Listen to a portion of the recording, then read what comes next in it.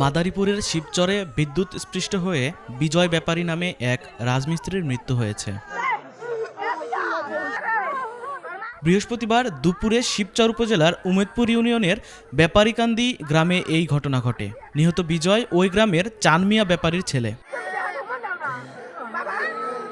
পারিবারিক সূত্রে জানা যায়, বৃহস্পতিবার জেলার শিবচর উপজেলার উমেদপুর ইউনিয়নের ব্যক্তি মালিকানা একটি নির্মাণাধীন ভবনের দ্বিতীয় তলায় কাজ করছিলেন বিজয় ব্যাপারী। কাজ করার সময় অসাবধানতাবশত বিদ্যুতায়িত হয়ে ছিটকে দোতলা ছাদ থেকে নিচে পড়ে যায় বিজয়।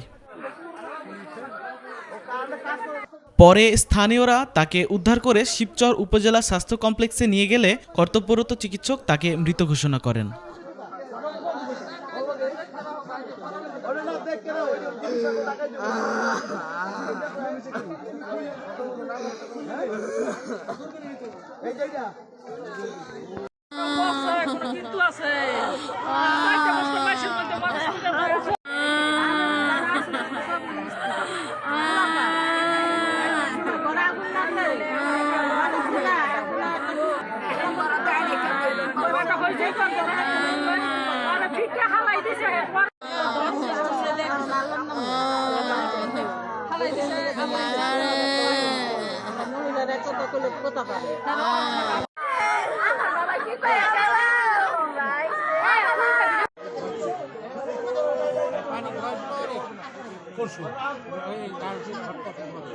মানুষ করে যায় আর থেকে মানুষ চট করে আর থেকে কি মানুষ করে যায়নি 8,000 পুড়িয়া গেছে।